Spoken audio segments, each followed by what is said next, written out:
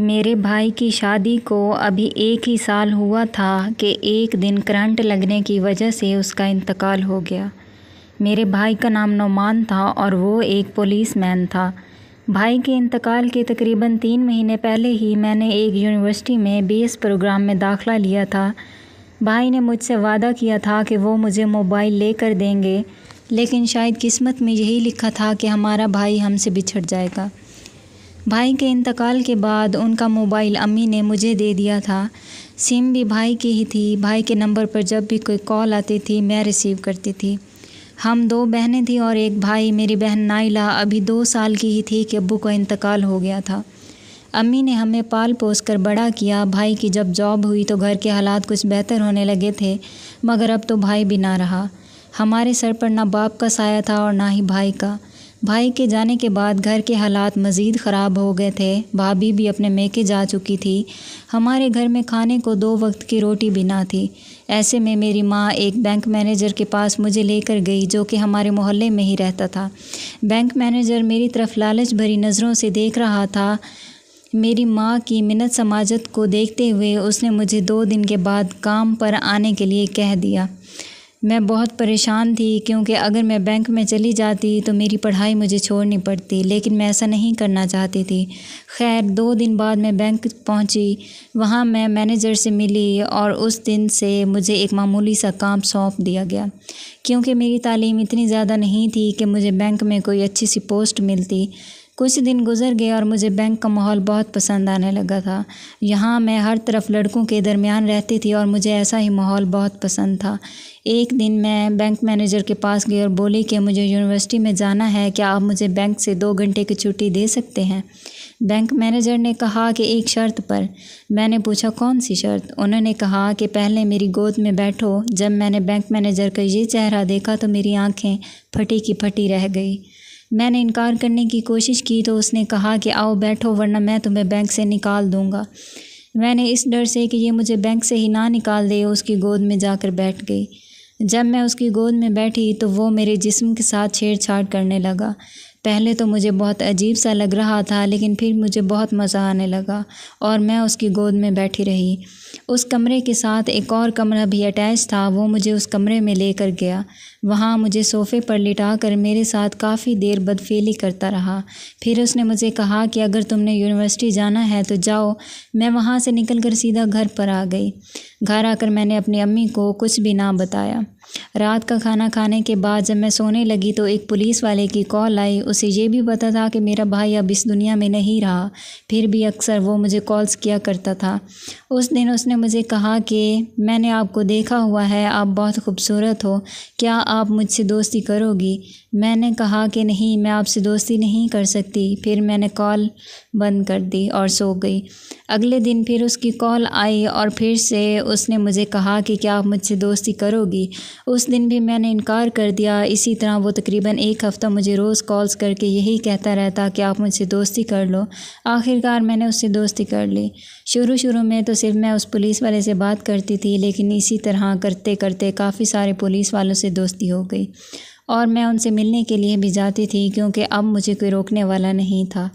امی سمجھتی تھی کہ میں بینک میں جاب کرنے کے لیے جاتی ہوں، لیکن سچ تو یہ تھا کہ میں بینک میں اس مینیجر کی ہوس پوری کرنے کے لیے جاتی تھی اور وہ مجھے اسی بات کی تنخواہ دیتا تھا۔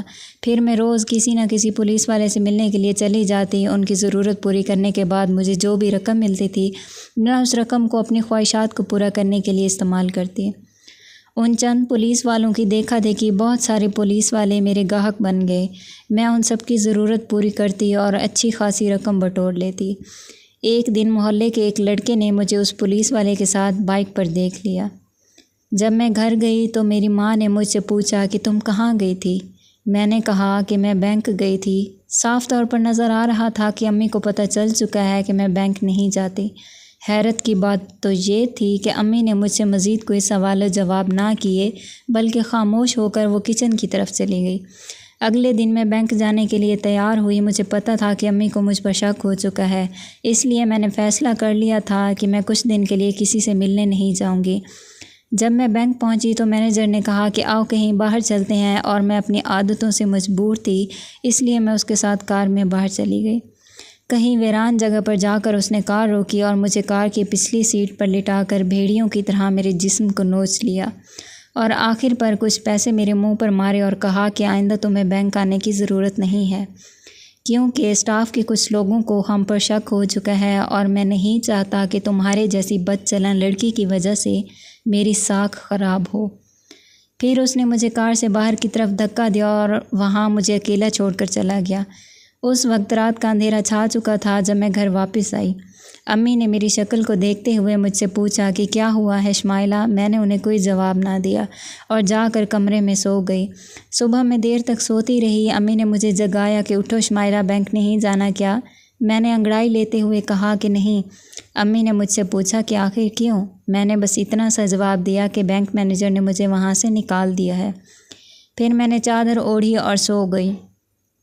کچھ دیر بعد میری آنکھ کھلی تو دوسرے کمرے سے کچھ عورتوں کی آوازیں آ رہی تھی۔ میں اٹھی، منہ ہاتھ دھویا اور اس کمرے میں چلی گئی۔ دیکھا کہ زبیدہ خالہ آئی ہوئی ہیں اور وہ امی کو ایک لڑکے کی تصویر دکھا رہی ہیں۔ میں بھی جا کر امی کے ساتھ بیٹھ گئی اور تصویر دیکھنے لگی۔ زبیدہ خالہ نے کہا کہ یہ لڑکا دبئی میں ہوتا ہے، ان کا اپنا گھر ہے، کار ہے، بینک بیلنس ہے۔ اگر آپ لوگ رشتے کے لیے ہاں کریں تو میں اگلے ہفتے ان کو یہاں لے آؤں۔ میری امی نے کہا کہ ہاں ٹھیک ہے، تم اگلے ہفتے ان کو لے کر آنا۔ میں بھی خاموش رہی کیونکہ مجھے بھی ایک امیر لڑکے سے شادی کرنے کا شوق تھا۔ خیر وقت گزرتا گیا اور 3 مہینے بعد میری شادی ہو گئی۔